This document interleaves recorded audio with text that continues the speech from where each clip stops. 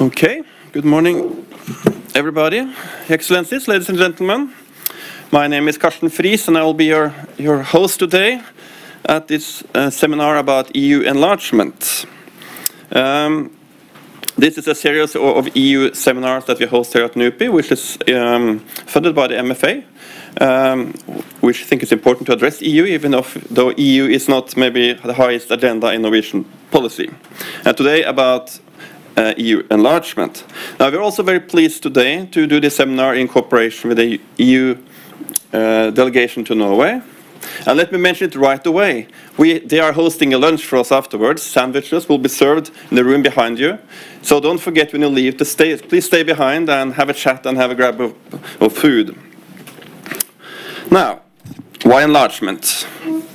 When the Norwegian Nobel Committee awarded the Peace Prize to the European Union last year, it was exactly the enlargement that was one of the main arguments for doing so. It was enlargement and diffusion of democratic institutions throughout Europe. And let me say, since we are at NUPI, that there are two theories underlying this, the theories of international politics about peace, which is underlying this policy. The first one is about enlargement binds countries together to a certain extent that they will not go to war against each other, because integration in itself prevents war. This is called security community. So integration builds relationships. That's the first theory. And the other theory is a so-called liberal peace theory, which says that democracies don't go to war against each other. So if you build democracies throughout the world, there will be less likelihood of war. They will address the conflicts through democratic institutions instead. Arguably also, the very process of enlargement is kind of harnessing countries to behave in a European way, if I may use that term, partly because of the conditionality associated with it, but also because of the European norms associated with joining the community. Now, we are very happy today to kind of celebrate the Croatian membership of the European Union in a few weeks from now. It's kind of being overshadowed by all the crisis talks and other news from Brussels, but it is indeed a very good news, and it should be duly celebrated. But of course, our question is, what comes next? The integration process for the remaining countries has been going slower than in previous rounds of enlargement. And the question is why? Are these two theories, these two principles I talk about, is that enough to overcome the legacy of the past? Because many of the countries which are now in the line are former war-torn societies who struggle with a difficult recent past. And the question is, of course, can the European Union overcome this? Is the carrot of European membership big enough for the leaders and societies to overcome the past and look into the future? More difficulty, perhaps, will the leaders relinquish the power that they have got in some of these countries to achieve that strategic goal? And of course, is Europe ready for more members? Is there an enlargement fatigue out there, as somebody has talked about? Referendums in some countries, things like that might make it difficult, even if the countries in question are reforming as planned. Now, to address this, we are very pleased today to have Mr. Lawrence Meredith from the, let me see, you get your title correct, you're head of the Strategy and Planning Unit at the Enlargement Commission. So you're absolutely one of those who think, I would say, outside the box, beyond tomorrow and into the future.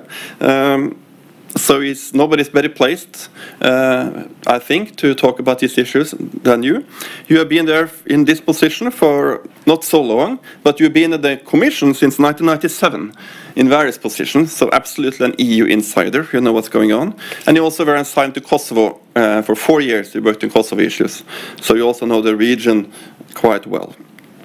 Following Mr. Meredith, we had the pleasure of having Ambassador Mario Horvatic, who is the ambassador of Croatia to Norway, who will also address the Croatian case a little bit more in detail and explain to us how that can perhaps create good conditions for future countries to follow the footsteps of Croatia.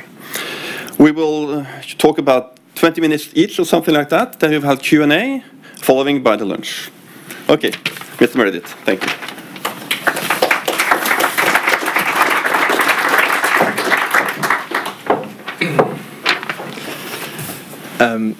Good morning, ladies and gentlemen, ambassadors. It's a great pleasure to be here with you this morning, and thank you very much to NUPI for the invitation. Indeed, this I think it's a great honor to come to Oslo in the aftermath of the award of the Nobel Prize to the European Union, and in my own humble way I'd like to contribute to that debate, having for 7 years worked on the enlargement issues and with the Western Balkans, and this in its own small way I think has contributed to that overall goal. And what I would like to do this morning is touch briefly on the issue of Croatia's imminent accession itself, but I shall leave that to the ambassador, the Croatian ambassador, who can give a much more in-depth and personal view of that side of it. I think the question that NUPI has asked me to address is, what are the perspectives going forward? And so what I shall also do is look at where we stand in the enlargement agenda today, and then both in terms of the countries of the region, but also in terms of the issues that we face. But firstly, excuse me one second. I think that the prospect of Croatian accession is an historic moment, both for the European Union, for Croatia, but perhaps most importantly for the Western Balkan region as a whole. It's been a very long, hard road for Croatia, as I'm sure the ambassador will say shortly. This goes all the way back to the establishment of the Stabilization Association process, which coincidentally was set up a couple of months after I joined the European Commission. So it's taken 16 years on a journey that followed the terrible conflicts of the early 1990s. And Croatia will become, therefore, the second country of the former Yugoslavia to join the European Union. And I think that that is a very important moment.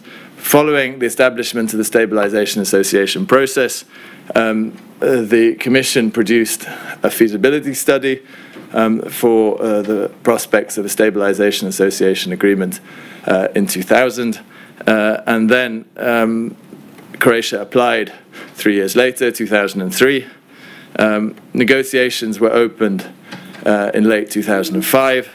The accession treaty, the negotiations concluded by the end of December 2011, and that's leading us to where we come now, with accession imminent in just a few weeks.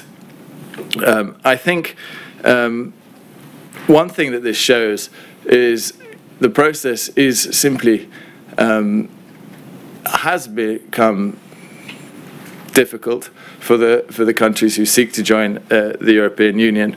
I think that the Commission and the Member States, we have learned and we have drawn lessons from the fifth enlargement that took place both in 2004 and 2007. There was a very hot debate in the European Union that led ultimately to the renewed consensus on enlargement in December 2006, where absorption capacity was a key issue. And I think the first question we have to address is, what is the European Union of tomorrow? Because accession is such a long process that we need to not only anticipate the constraints of today, but we have to look ahead to tomorrow. Next year we will face European elections. We have been in a deep economic crisis for almost 5 years. But I think from where we're sitting in the Commission, we would say that enlargement is not part of the problem, but it is part of the solution. When we look at the economic crisis in detail, actually the degree of preparation that was done for the fifth enlargement has, on the whole, put these countries in a better position to tackle the challenges that arose subsequently. So I think that with Croatia about to join, there's a very important positive example being set for the Western Balkans region as a whole. And the pull factor should not be underestimated. Let me move on now to sketch out where we stand on today's enlargement agenda. And I'd like to start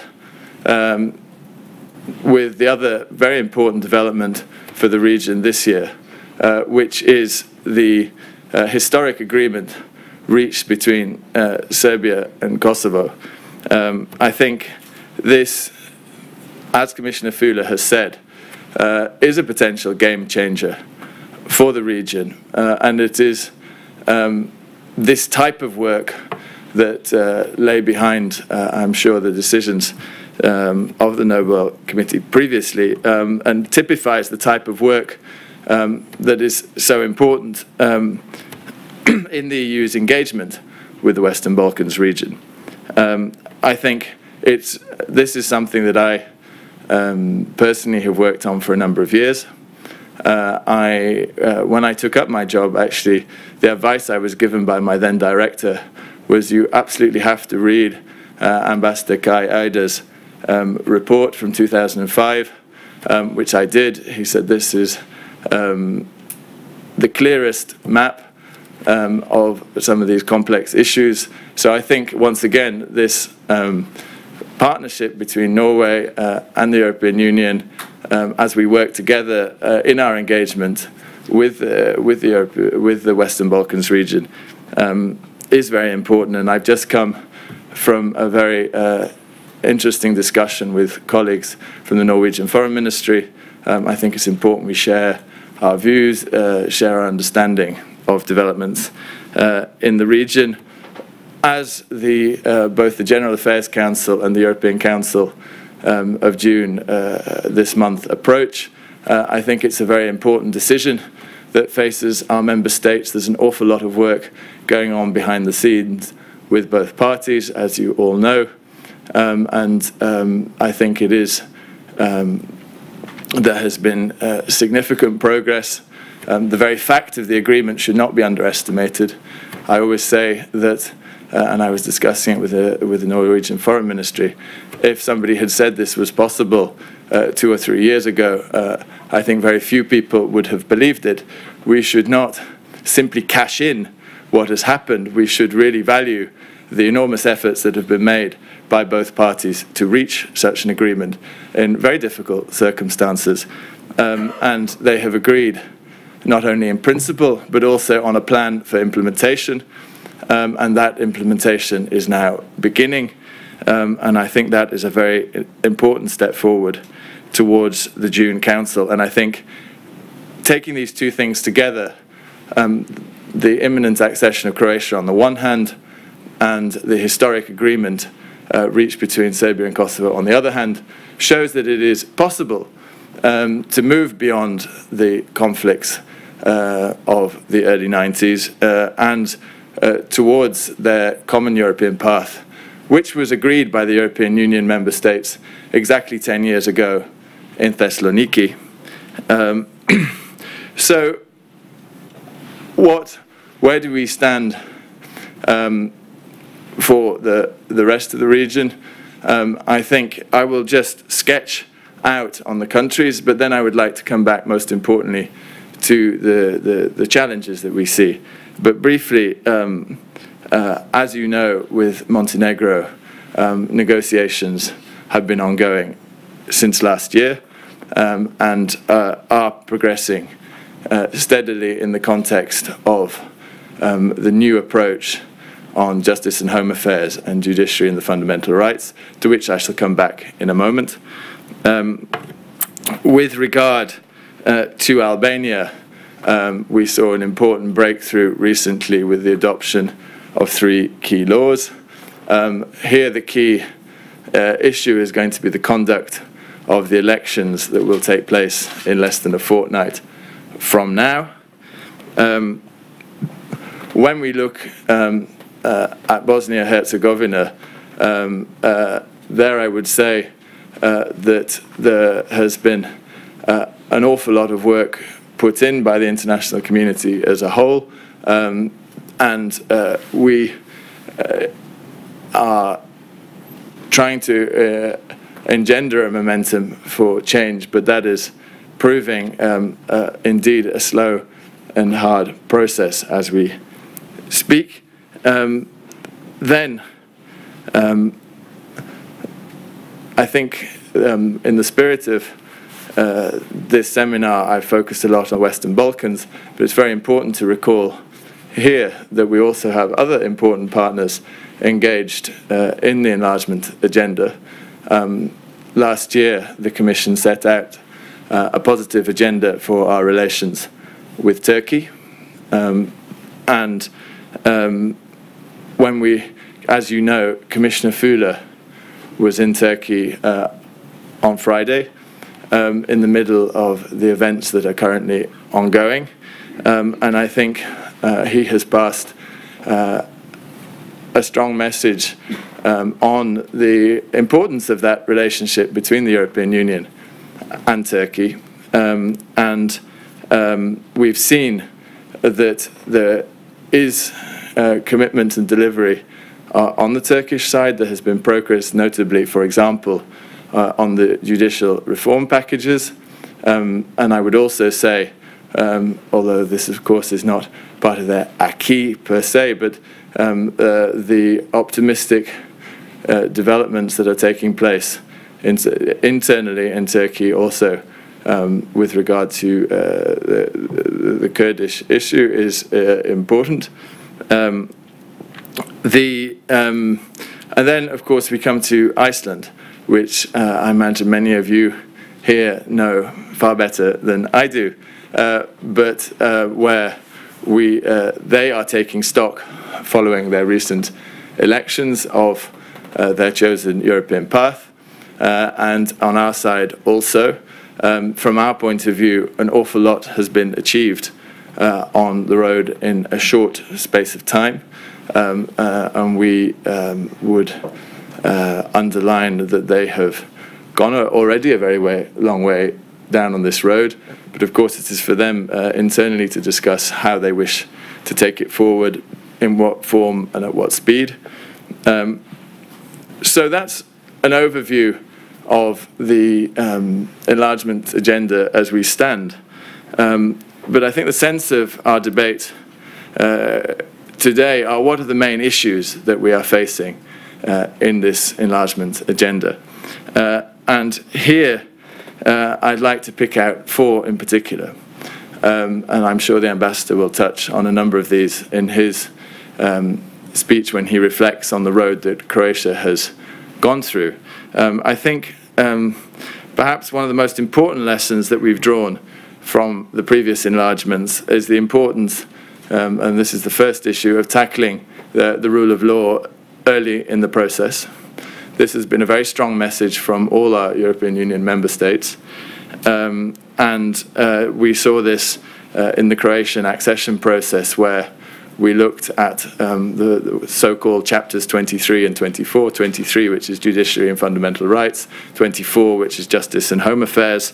Last year, ahead of, together with the opening of accession negotiations for Montenegro, the Commission put forward a new approach which further embeds these issues into the enlargement process, and underlines the importance that all our member states attach to these crucial issues, to the independence of the judiciary, to the fight against organised crime, to the fight against corruption, and here again I'm sure our Croatian ambassador will touch on the challenges that presented in their path. I think it will be ever more essential going forwards. Indeed, one might almost talk of an approach going forward in enlargement which is fundamentals first. I've mentioned the rule of law. The second issue, which I think we are giving renewed importance to, is economic governance. We have seen with the deep crisis in the Eurozone, but not only in the Eurozone, it's gone much broader than that, how important it is to have strong and effective economic governance. And this has helped as part of the fifth enlargement process, as part of the preparations for Croatian accession, to put these countries who've got themselves into a stronger position to tackle these issues. And I think there are two ideas here on economic governance. One is that we need to make sure, I mentioned earlier, the enlargement process is a very long, hard road.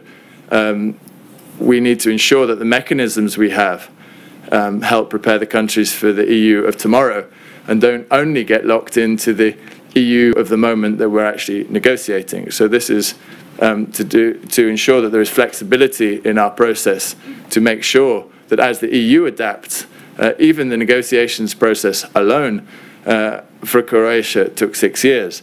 So it's important that through that process we ensure that the countries that are being prepared for accession do so not just as they negotiate, but with an eye to the EU of tomorrow.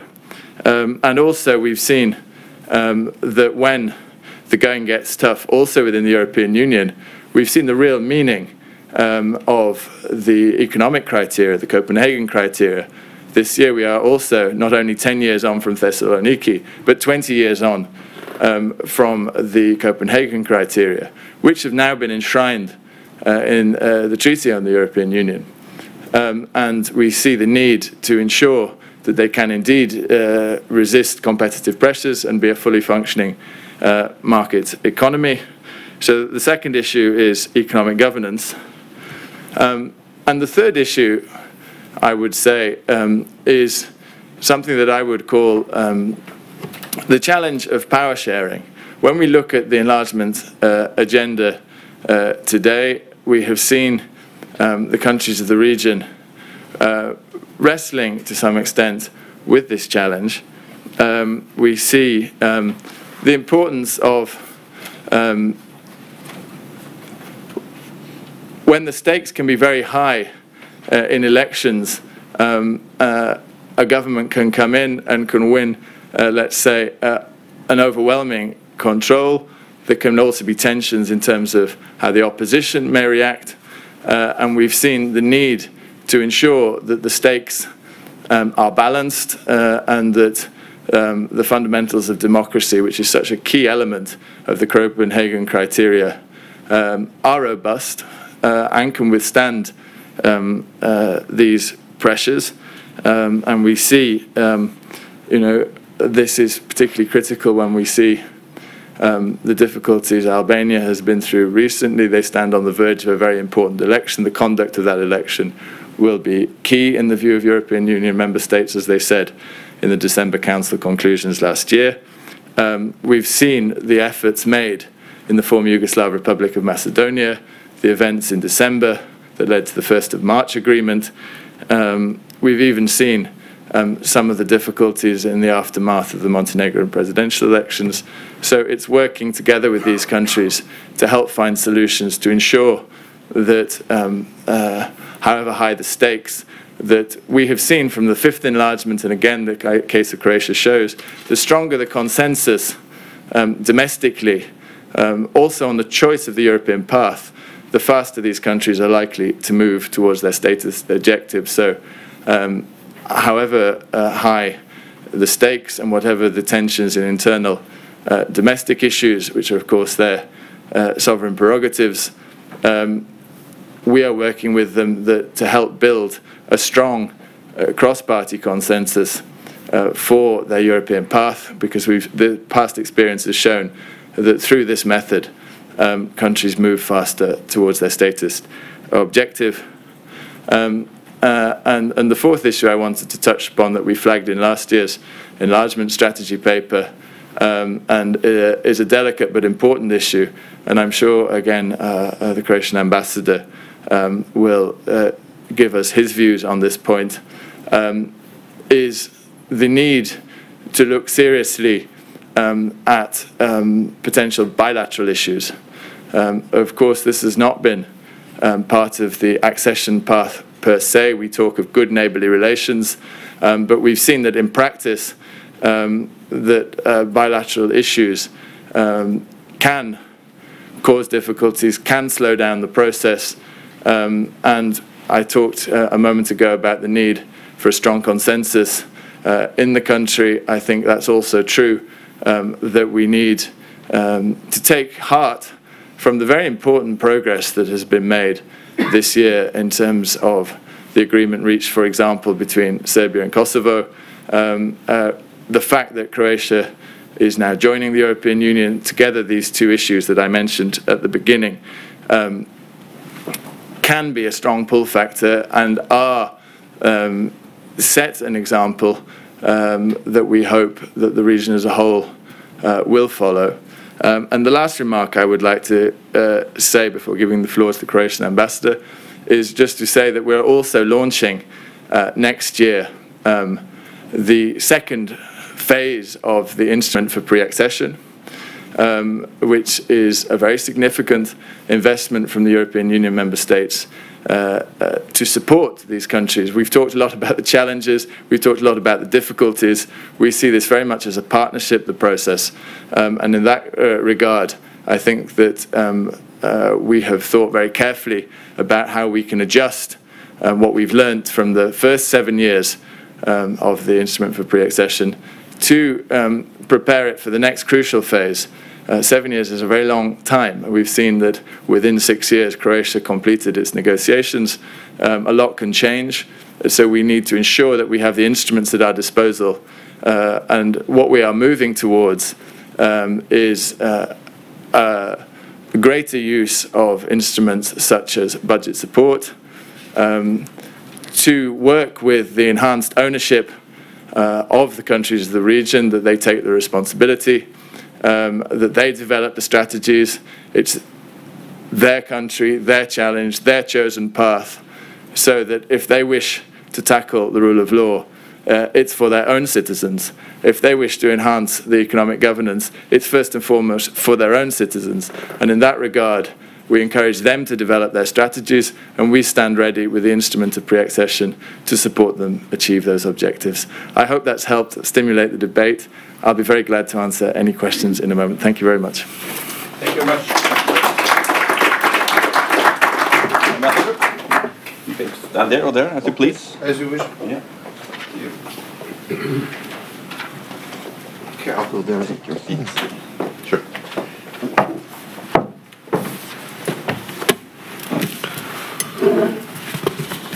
Well, first of all, as in the movies, first the opening credits.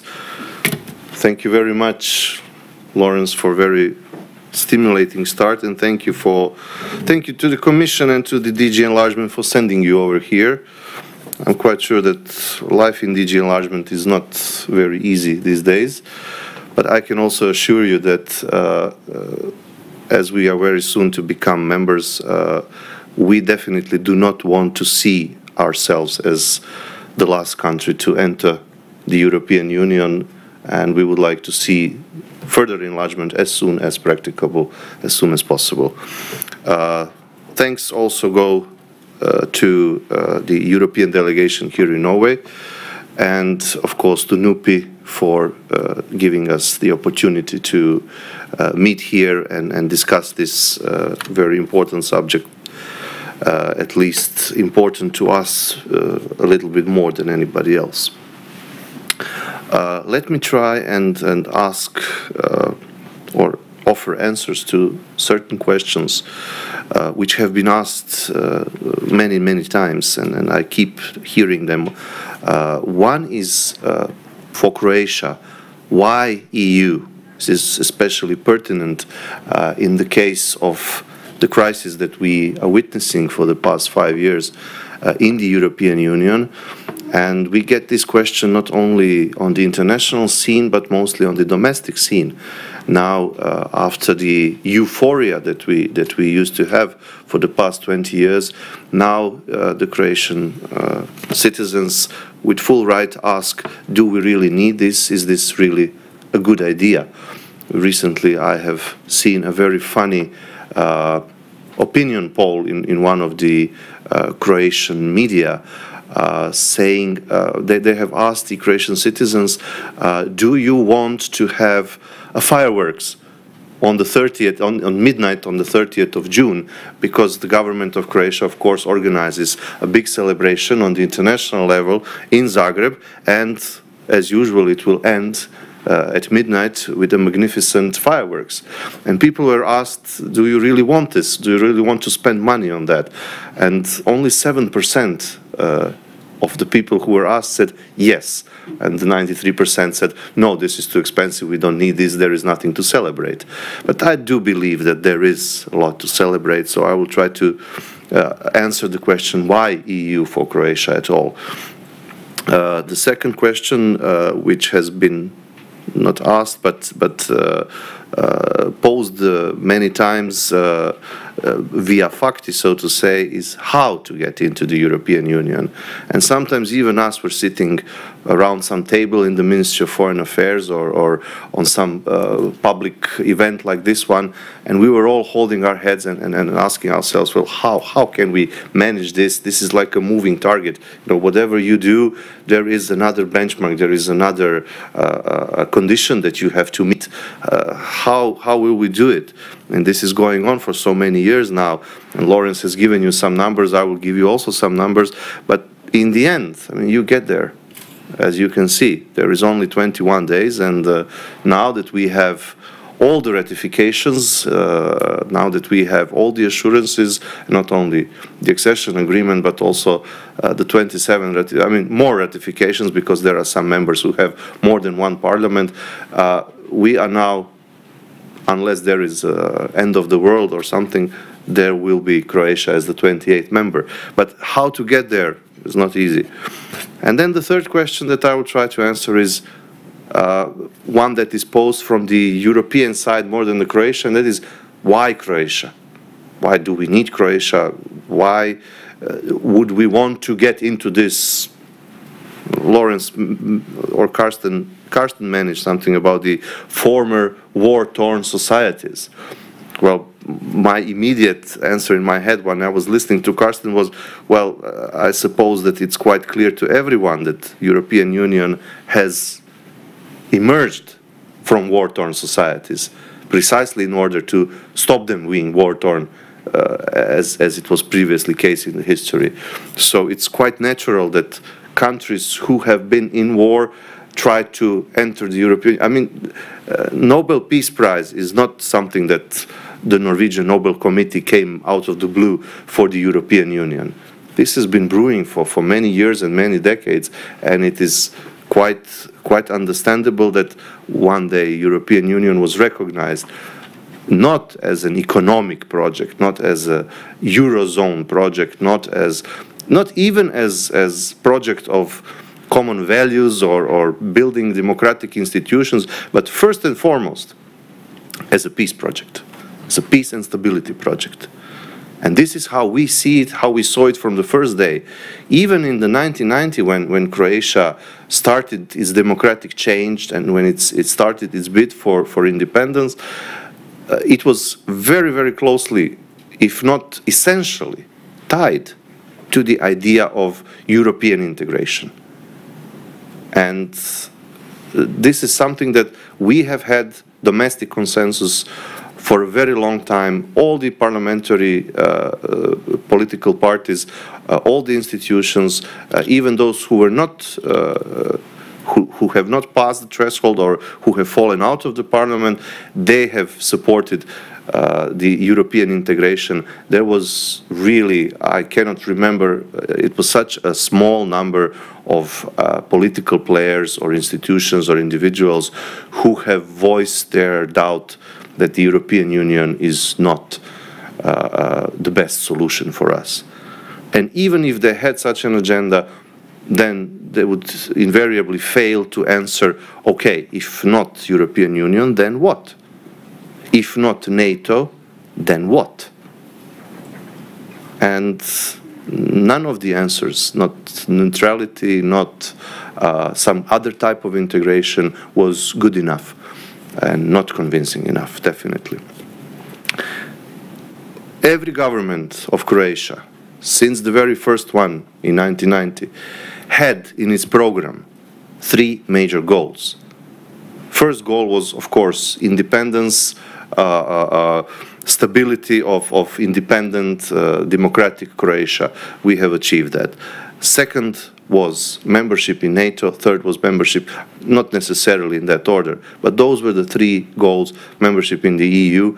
Those 3 goals were a constant of every program, of every government that we have had so far in the last 23 years. Never has there been a government which skipped any of those strategic goals. We, as I said, we see it as a movement towards final stability.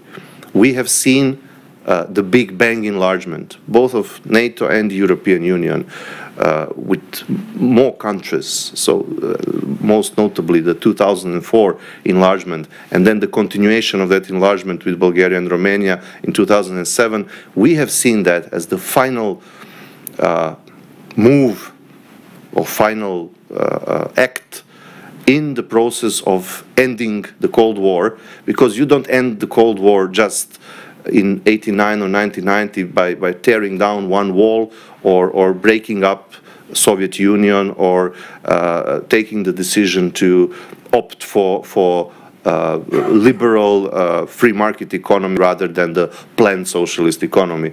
The Cold War took a long time. It was a very serious war, although it was cold, and there were consequences. And it takes time to remove those consequences. And in our view, 2004 and 2007 were was the final removal of those consequences. It was opening a completely new chapter. Now we are in phase final B, so to say. When Croatia enters, this is the beginning of this phase, not the end. How we see ourselves in the European Union, what we can contribute is, first and foremost, I mean, we're a small country, not very rich. We are geostrategically placed in an interesting position. But our main contribution to the overall goal can and must be only one, and that is transfer of knowledge, transfer of our experience, of which I will speak in more detail, transfer of possibilities, transfer of challenges to the countries who come after us. And I'm not speaking here about Turkey, because obviously this is a completely different issue, and we cannot offer much here because it's a bigger country and it has its own challenges with the EU. We cannot speak about Iceland. We are very remote and we are completely different than Iceland. But what we can do is we can speak about the region, we can speak about all the countries in the Western Balkans, and we believe that in time they will all find their place in the European Union, because it is only natural. And we know how, I will venture this very harsh word, how ridiculous it was to see this blank spot where Croatia is on the map, not being a member of the EU. But there are also other blank spots very close to us and equally ridiculous to be blank. We don't want to be the last. And this is not only the interest of other countries in the European Union, but also ours. Nobody wants to be on the edge. Nobody wants to be antemurale, or whatever you want to call it. If you have a stable neighbor, your stability grows exponentially. This is the dividend of peace that we are enjoying since 1995 or 1998 or whatever year you wish to take as the border or as the end of the conflict in Western Balkans. What we did is something that can be useful for the countries who come. Although there were many moments, and let us be completely honest about it, there were many moments when we thought that it is unjust, that it is unnecessary, that it is too strict. But in the end, it came to an end, and we can say and we can echo the words of many European politicians who have spoken about it, especially during this ratification process in the parliaments, saying Croatia is, because of the complications that we have introduced in the enlargement process for Croatia, Croatia is completely ready. It enters, its legislation is almost completely in line with the acquis communautaire, and Croatia has done everything in their reforms that was humanly possible to adapt itself to the EU standards. We have had 35 chapters to negotiate separately, separate subjects with the European Union. 35. In those 35 chapters, we have received, during the 6 years of negotiations, we have received 400 benchmarks. For those of you who don't know, that a benchmark is a specific issue that you have to resolve if you want to close that chapter. Unless you resolve that issue, and it's always very, very specific. Unless you resolve it, the chapter cannot be closed. If all chapters are not closed, negotiations cannot be closed. It's a package deal beyond all, it's a mother of all package deals. So we have managed to meet all 400 benchmarks and to close all 35 chapters. And some of those chapters were particularly difficult because there was no acquis at all. Lawrence has mentioned 23 and 24. Justice and Home Affairs, no joint acquis, no framework to which you can adapt yourself precisely. And this is where I come back to this moving target thing. It's like figure skating. There is certain technical competence you have to show, but there is also some artistry, and there are some judges, and they can give you better or worse mark depending on whether you have been charming or creative or flexible. So it was not easy, and it was like a security lever or switch. So if you really didn't want Croatia to succeed, you could always press that button or pull on that lever and introduce something else, because it was very fluid. And sometimes we were desperate, sometimes we really decided just to tackle it and see what the guys from Brussels will come up with. And they did. They came up with new things, but in the end, they probably ran out of those things. We are the first state ever who had monitoring between signing the accession agreement and during the ratification process. We were the state in which the process of stabilization and accession was started. It was the Zagreb summit in November of 2000. It was 12.5 years ago, where this mechanism was invented. So people would say, those people from Croatia, they're really masochists. I mean, they organize an EU summit in their own city only to get a mechanism that will slow them down in joining the European Union. But that was the way things function. And the sooner everybody else understands this, the easier it is to start negotiation. And this is just the way things are. I think they are very useful for the future enlargement and for the future members, because, as I said, you really become member of a club completely prepared. This is, I think, the best that we can learn and the best value that we can draw from this very long process. When we discussed before this seminar, when we discussed various subjects that will be touched upon, you, Carsten, said, and Lawrence echoed this, although he was not present at that moment, but obviously everybody thinks about it, and this is the unsolved bilateral issues. EU would say, let's be careful. We cannot allow bilateral problems between countries to become part of the EU common agenda. This is dangerous. I mean, we have enough problems as it is, and there are enough centrifugal powers that have become more and more expressed within the European Union, so we really don't need somebody else's problems. Now, we have had problems with Slovenia, as you will all well know, and this is not something that I will not mention. I'm sorry that the Slovenian ambassador is not present here, but he is not permanently accredited in Oslo. I mean, he's accredited, but he's not living here in Oslo, but in Copenhagen. We have had problems, and we have managed to solve those problems.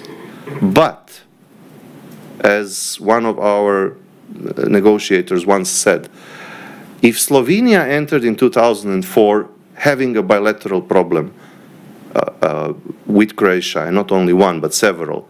One is the border issue, one is the financial issues coming from succession. If Slovenia was eligible for membership, so should be Croatia. It's the same problem, but it's present in both of the countries. So this will, in our opinion, this should not be an obstacle in the future as well. If you have a country who is a member having a problem with another country who is not a member, this is their joint problem. And one should not be punished and the other should be rewarded for the same problem. So this is what we should, this is what we think about the bilateral issues. If you keep certain countries outside the process, outside the European Union family of nations or community of nations, because they have certain bilateral problems, this is a mistake. It is better to take them on and to help them solve these issues, just like the other countries who have been members for decades, have solved their bilateral issues in a much better and more efficient way once they became members than before. I will not bother you with numbers. I will be happy to answer questions about if somebody wants to hear details about how long it took, what were the steps. But I have underlined the most important ones about the 400. Remember that number. It's not a small number. 400 benchmarks, 35 chapters. Some of them without any acquis, some of them without any precedent. And it took us, as I said, 12.5 years from the stabilization and accession agreement. 10 years since we applied for membership, and 7.5 years since we opened negotiations, with some unfortunate pauses.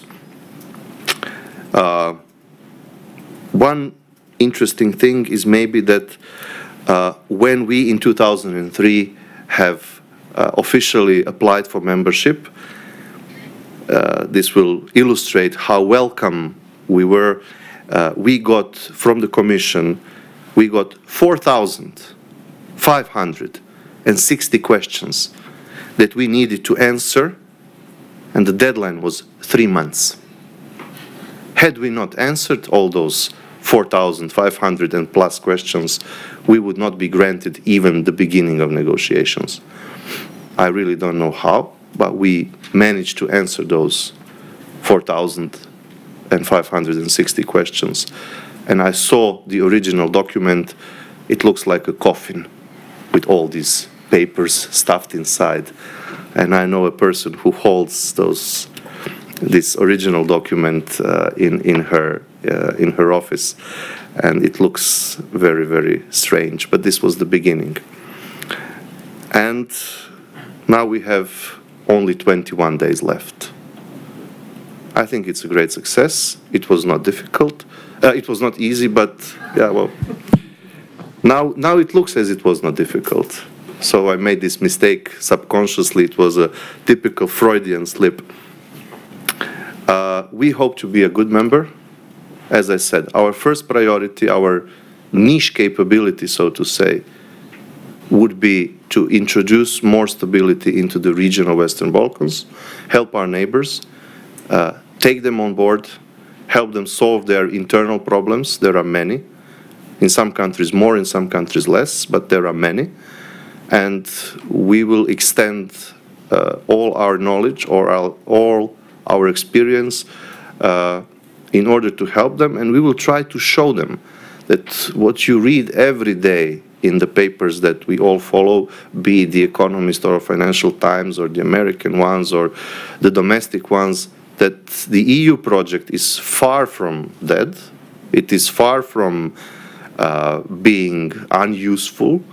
It is far from being in crisis. I mean, it is in crisis, but it's not, I repeat, it's not all about euro, it's not about eurozone, it's not about fiscal discipline, it's about peace and stability and democratic values and joint values, etc., etc. It sounds like some old song that is being repeated on an old turntable recorder, but it really is something how we see the European Union, and this is why we have confidence that even though it's not all peachy and all rosy as it used to be when we first looked towards the European Union 25 years ago, it's still worth it, and it's still something that is worthwhile. Thank you.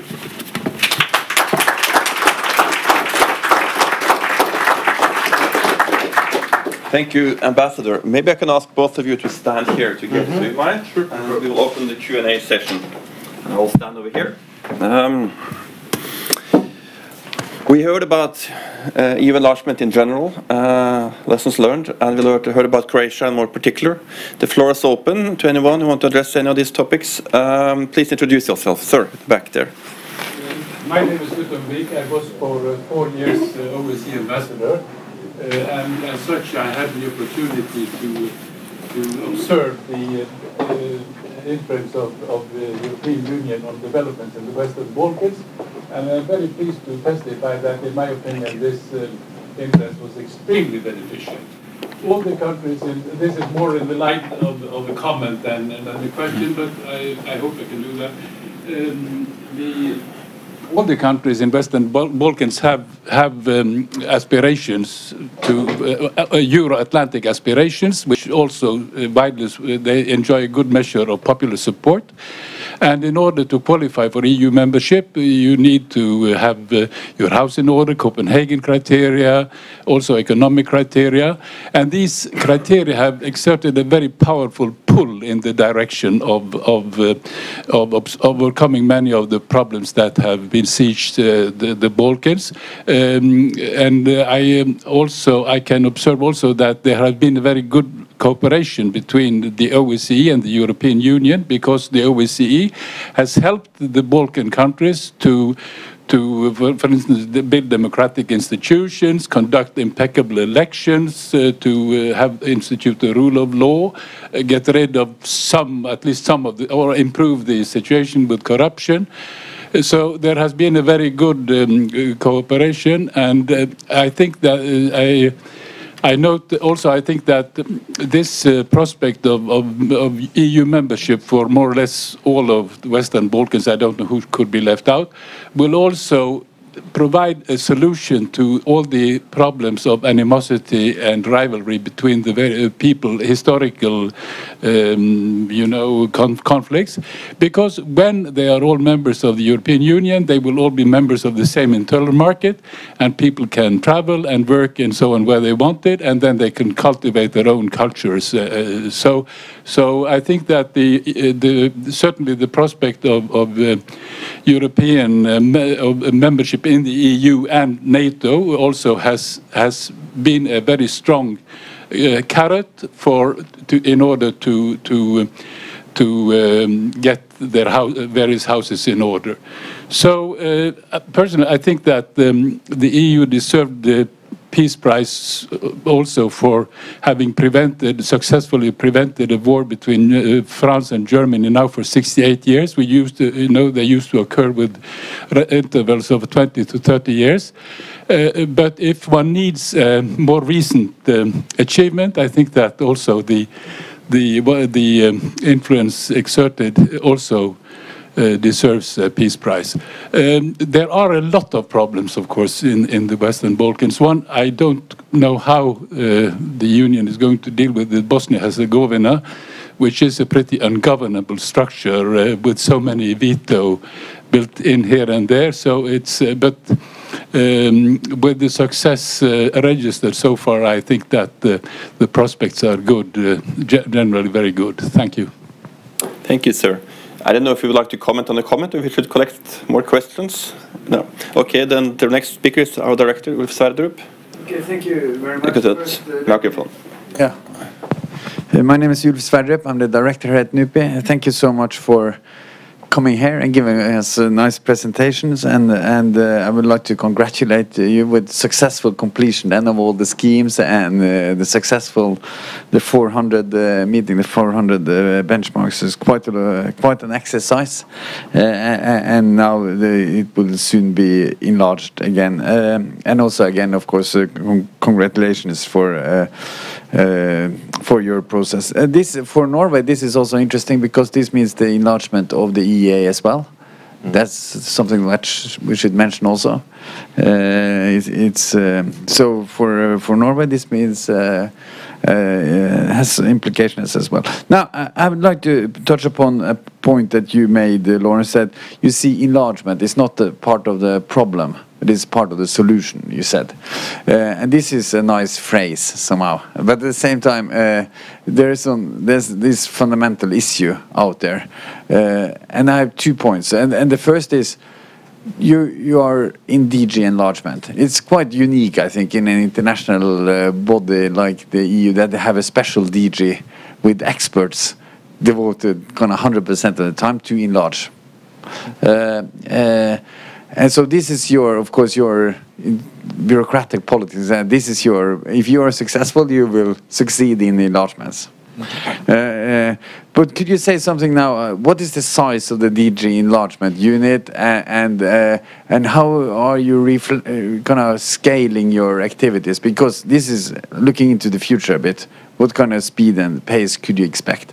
And the other point I would say is related to this solution and problem issue that you mentioned, is that what we have observed so far from the enlargement in 2004 and 2007 is that lots of problems have been solved, lots of things are going well, but we also experienced that some of the Copenhagen criteria was not sufficient. Somehow they kind of, you tick them off, they say, okay, you have governance or government capability, but in reality, when they were put into force, there were some problems out there. So one thing is meeting the criteria up until the day of accession, but then kind of meeting the criteria in actually fulfilling these tasks. So could you say something more? Have you changed your policy on those aspects? And the third point is the new element now is that you enlarge to only one country. Prior to this, most enlargements, unless you go back to the 1980s, have been groups of countries. If you look a bit into the future, do you see this more individual, smaller enlargements? It would be a more suitable track rather than the grouped enlargements. Thank you. Please, I guess it's mainly questions for you. So. You got 3 questions. So sure. Okay. Let's. Well, firstly, to pick up on your comments, I should say, I don't know if I'm talking into that, we work extremely closely with the OSCE. Indeed, we have a close and strategic partnership with them, as we do also with the Council of Europe. I should add that on a personal note, I worked very closely with the current Secretary General, Lamberto Zanier, when he was the UN Special Representative in Kosovo, and you're absolutely right. There's a lot of common aspects, so it only makes sense that we pool our knowledge, we pool our leverage, and we work together. Thank you again for the invitation, Director. I think it's a very good opportunity to debate these issues. Let me come to your 3 points. Well, one is a simple factual question, although behind it I understand your political point. It is unique, I think, you're right, that we have such a department. We haven't always had such a department. It was first set up as a task force to prepare what the Croatian ambassador called the Big Bang enlargement that resulted in the accessions of 10 countries in 2004 and 2 in 2007. Our current size is approximately 400 people in the headquarters, not all of whom are permanent staff, and approximately, and these are very broad numbers, 400 in the field. I should add that I'm not entering here into the niceties of post-Lisbon Treaty of which of those in the field have the hat of the European External Action Service and which are DG Enlargement. In practice, I must say, I tend to say to the question of, and this was particularly true when I worked on Kosovo, and people said, you know, it's completely unworkable, the system that you have. And I used to say, well, the fact that it is indeed extremely complex on paper, and the fact that from the outside one finds it very hard to understand, doesn't mean that we don't try to make it work in practice. In practice, these are real people on the ground, and we have always worked very closely together. I must say that on the enlargement agenda, there has been an excellent working relation from the very beginning. In some senses, I would say that, and I'm slightly deviating, but I think it's relevant too, because your point was, you know, why do you have so many people for such a specific task? I think that they are our neighbouring region, and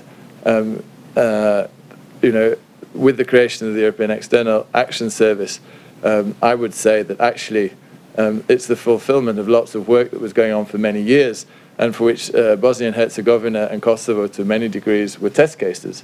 We've had such excellent cooperation going into it that we've carried it forward following the Treaty of Lisbon. So, but we do have a very important staff because it's an important objective.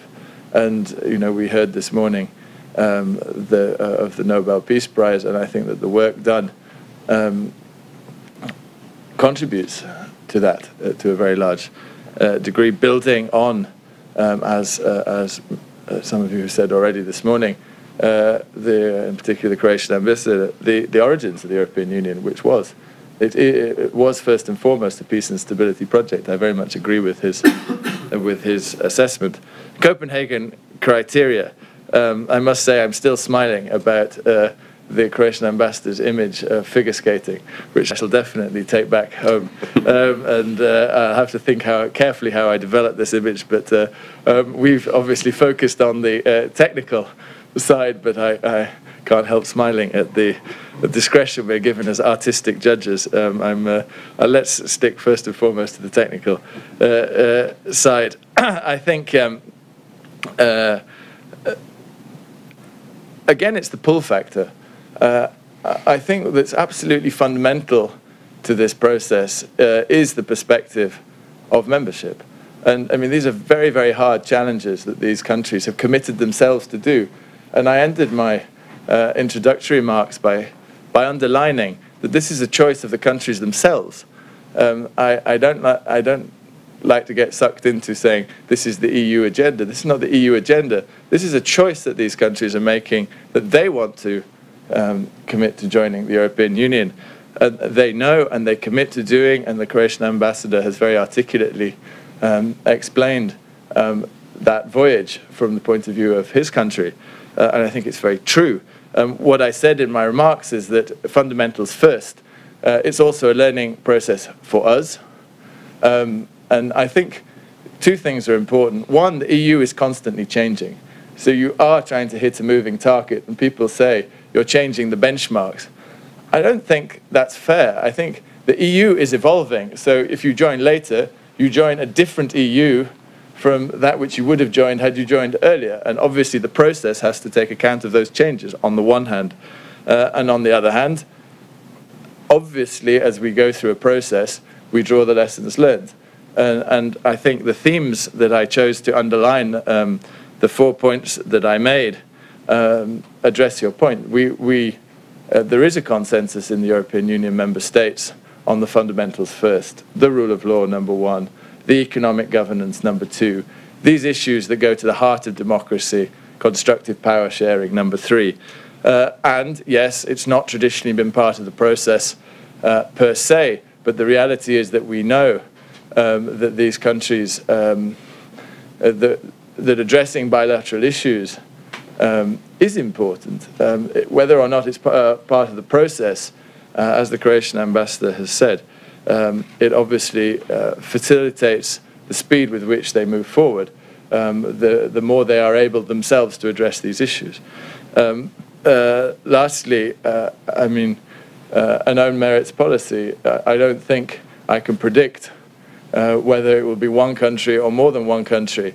It so happens that that Croatia has met these very tough criteria and is ready to join in on the 1st of July 2013. I'm certainly not going to stand here in front of a camera and put a date on when the next accession would be, or indeed in what format, notwithstanding the smiles of the Serbian ambassador. Thank you. Mario, would you like to add anything to that? Yes, well, as a kind of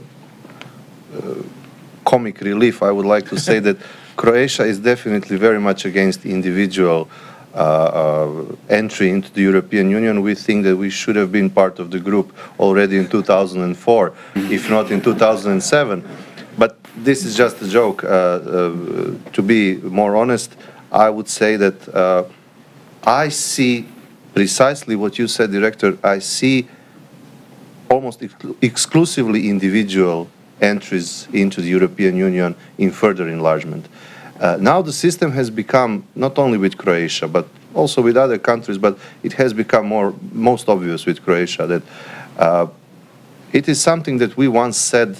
There were, at certain point in history, there were ideas of the whole Western Balkans coming together into NATO and in European Union.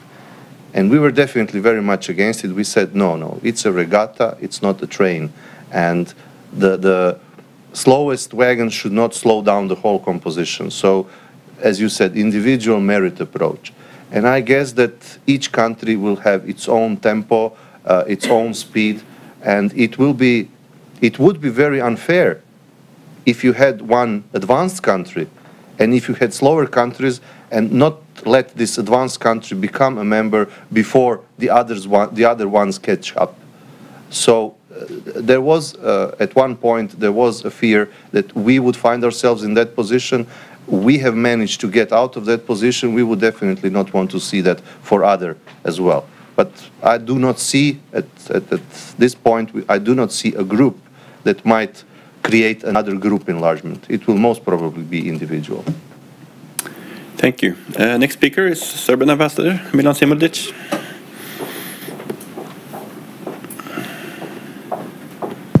Thank you, Karsten. Of course, it's my great pleasure to congratulate Mario on the forthcoming accession. Thanks. I would also like to congratulate to the Commission for the enormous job that I partly was a witness during my stay in Croatia as well on diplomatic post. But I fully agree with your assessment that for us it's basically peace and stability. This is how we read the EU, not the euro or recession or austerity measures. In that respect, we are probably a bit more people of past, but why not to think people of future as well? Probably we will need more peace and stability in future. So I think it's a big Croatian accession is big gain for all the neighbors and the region. And I'm definitely confident that Croatia, in the near future, immediately after entering EU, will additionally support not only Serbia but other countries of the region.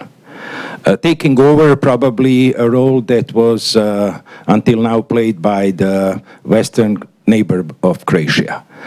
So, of course, that we believe that Serbia should get a date for the opening of negotiations at the forthcoming council. We think that a gap between entrance of Croatia and the progress in the other states of the region, Montenegro already negotiating and Serbia waiting for the opening of negotiations, can a bit endanger the well path that was established after Croatian accession, and particularly historical agreement between Belgrade and Pristina. On bilateral questions, I think that, just to give you a brief view, Serbia and Croatia, yes, whatever is future, we will be excellent partner. Whatever is past, we will have some problems. But I definitely hope that in a good spirit and with the same foreign policy goal, we will find ways and means for a compromise. And finally, on the regional cooperation that you, Mr. Meredith, also stressed very strongly, I think that probably we are in the country that is part of the model of regional cooperation that could be a good inspiration for all countries of the region. I think that Nordic model is something functioning very well. And I think that same as here, we should have an approach that everything what divides our region of Western Balkans is unjust, and everything that unites is natural. Thank you. Thank you, Ambassador. Mario, would you like to reply? In general, we agree very much so. I would maybe take the issue of bilateral, as you said, some problems from the past. I would take it a little bit further and say that we very warmly welcome the visit of the Deputy Prime Minister Vučić that happened a month ago in Zagreb. And I would like to echo his words. With those words, I personally agree, but also all the Croatian politicians. He said that we will probably never agree on certain issues from the past, but it is not necessary to agree on them if we decide to work together in the future. And this is a very good message that he brought to Zagreb, and we can only echo that and send the same message back to Belgrade.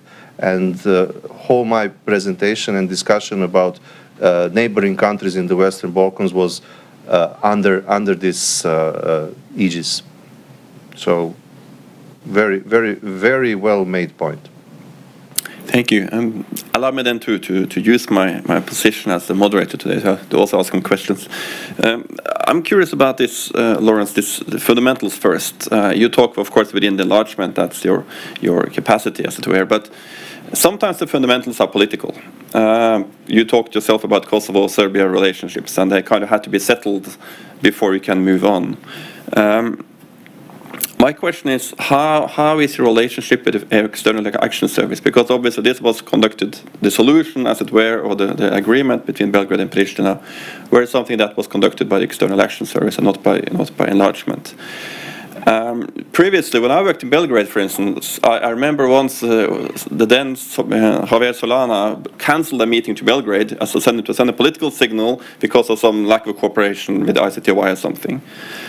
And that was a strong signal that he cancelled a meeting. The very next day, Lawrence showed up in the same capital and had his regular meetings. Obviously, the two sides didn't talk to each other very well, and you heard similar stories before. Has that changed? Are you very coordinated now? Is it one Europe engaging these issues? And second question, follow up that, is Bosnia, as was touched upon earlier. Bosnia is one of those political knots, like Belgrade-Pristina relationships, that has to be addressed politically. I don't think you can enlarge yourself, democratize yourself out of the political debacle in Bosnia. Are you thinking about finding tools to address this in a different, more creative way than just pushing for enlargement?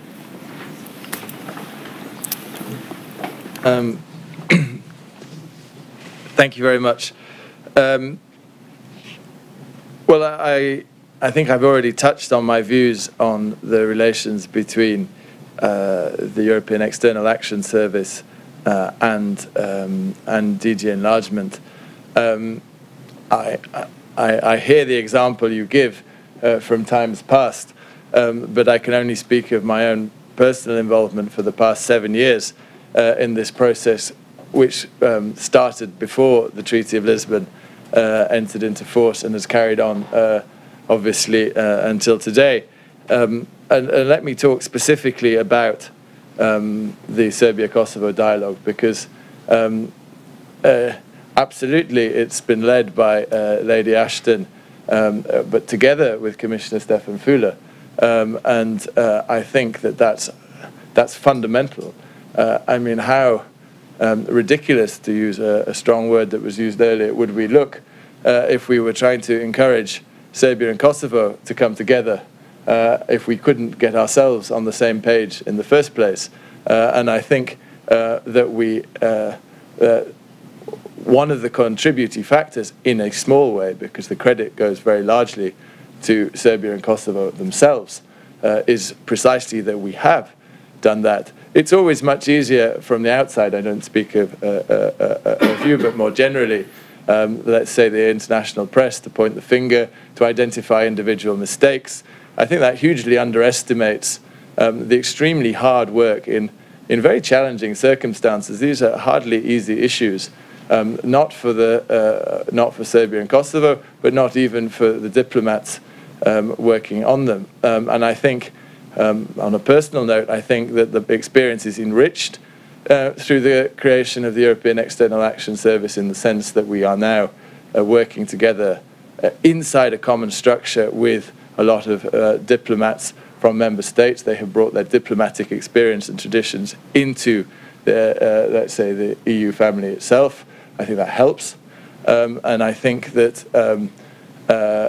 in practice, and I can speak from personal experience, Director Pierre Michel and myself were at the table in the technical dialogue led by Robert Cooper under the political guidance of Lady Ashton. And to this day, both my Director General, Stefano Sannino, who's just moved on, but also Pierre Michel, are working extremely closely with their counterparts in the European External Action Service on specifically the Serbia-Kosovo dialogue. So I think actually that is one of the very best examples we have of cooperation. You mentioned Bosnia. As I said in my opening remarks, it is a difficult challenge, first and foremost, for the people of Bosnia themselves. And I think Commissioner Füle, for whom I work, has repeatedly underlined in the past few months that ultimately it is for the politicians in Bosnia to show leadership in the interests of the citizens of Bosnia, because I'm not sure what it brings the citizens of Bosnia to be increasingly stuck in a political environment that is challenging. They deserve better, and I certainly agree that, I mean, none of these issues are simple, and I'm sorry to go on about it, but you know that again, if people had said there would be an agreement between Serbia and Kosovo a few years ago, it would have seemed unthinkable. We have to dream the unthinkable, and we have to work very, very hard, both first and foremost Bosnia itself, and the leaders from the different parties, the different ethnicities, but also us as part of the international community. And it's certainly not just the European Union.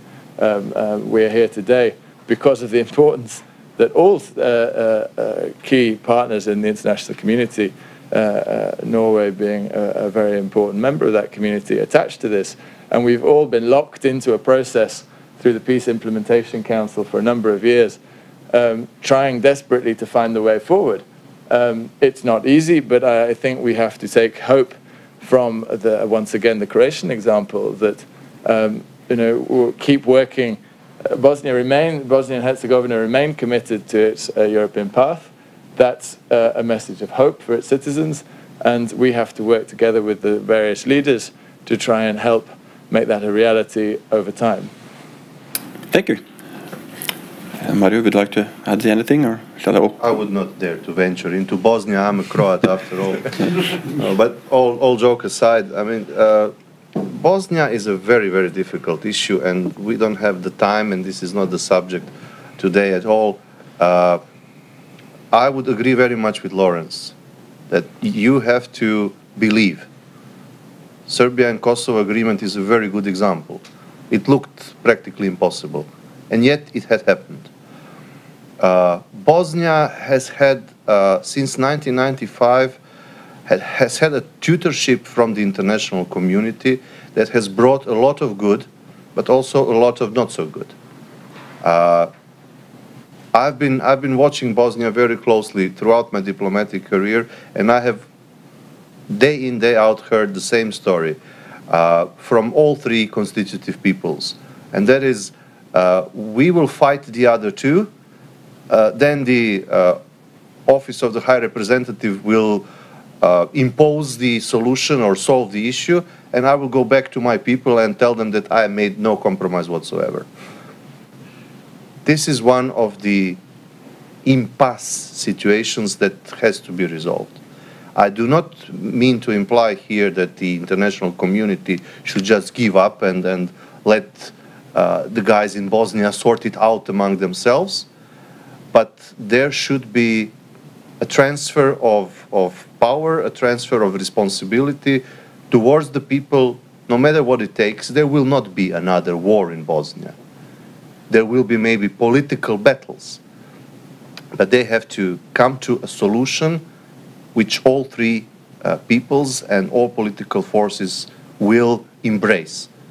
European Union membership is definitely one of those possibilities, but it's still a long way until then. But Bosnia should be treated maybe not so strictly as other countries have been treated, because if you give Bosnia 400 or 4,000 or 4 million benchmarks, they will never make it. So they have to be, they're like a child with special needs. Right. They have to be treated with some positive discrimination. Figure skating with more emphasis on the judges, maybe. No skating in Bosnia's case, I would say. Not at all. Well, thank you. But we have discussed Bosnia before here, and we will do it again, of course. It's a topic of itself. It's very important, maybe the most important one in Europe these days. We have one more speaker, sir, there. Just wait for the microphone, please.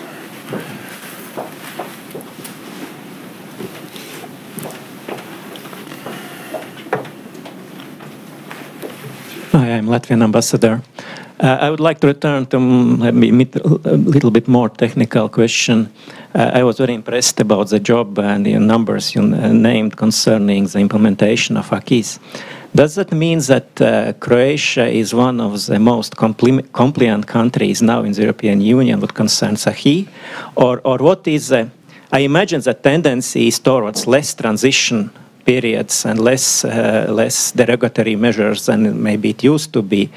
So I would like to hear your comment on maybe on this tendency and whether it will continue towards less transitions and transitional periods or because you did a lot of long time, you did a lot of legislative changes, so I imagine that you are much more maybe compliant with acquis as 2004 countries were, or what is the situation in comparison?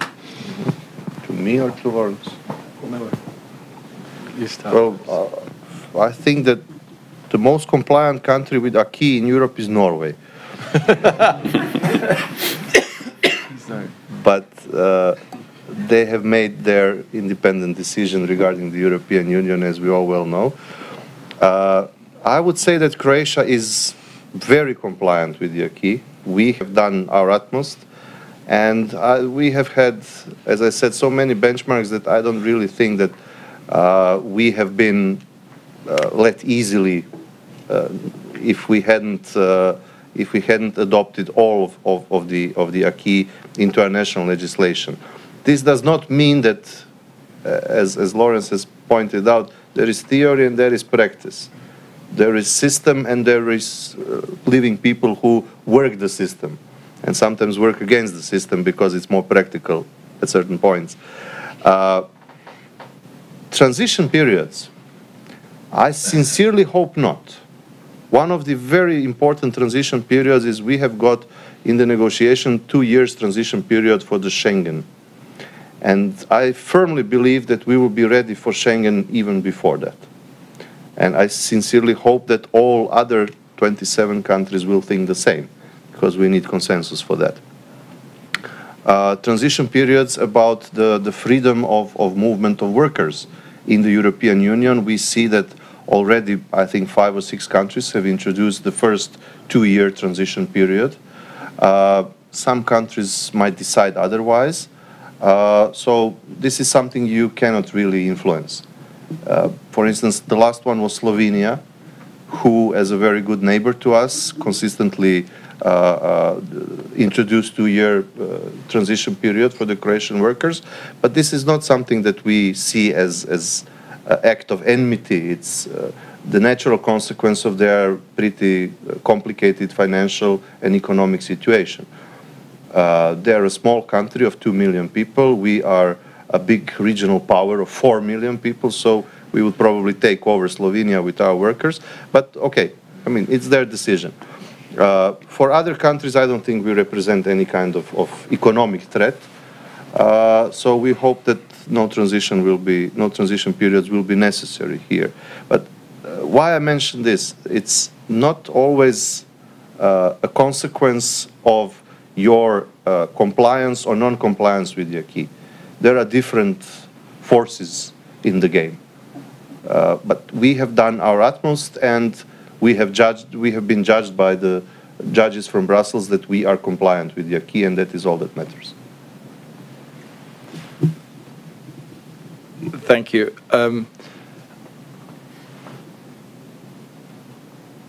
I'd like to come back to what I was discussing in the opening remarks. I think that one of the challenges of the enlargement process from the European Union perspective is to ensure that countries are prepared, and the process will inevitably be long, prepared not just for the EU as they open negotiations, but for the EU of tomorrow, which they will hope to join, and the date for which is simply unknown and unknowable. So I think we are reflecting, and that's why I talked of fundamentals first. But I think it's a debate that's happening inside the European Union. And I think that, you know, a number of countries who've gone through this process, I'm sure your own, at different moments have invoked double standards. And I think that there is a deep reflection in the European Union on some of these sensitive issues as well. It's been said by numerous speakers. The opening question reminded us of this, that there has been very little acquis in the areas precisely that I have highlighted, whether it's the rule of law, well, economic governance is a different set of issues, but rule of law and democracy, we've looked to the Council of Europe, we've looked to the OSCE for common standards. But now there are increasing efforts and initiatives also inside the European Union because this has been thrown up as a necessity also, and I think is part of the EU's own internal response to the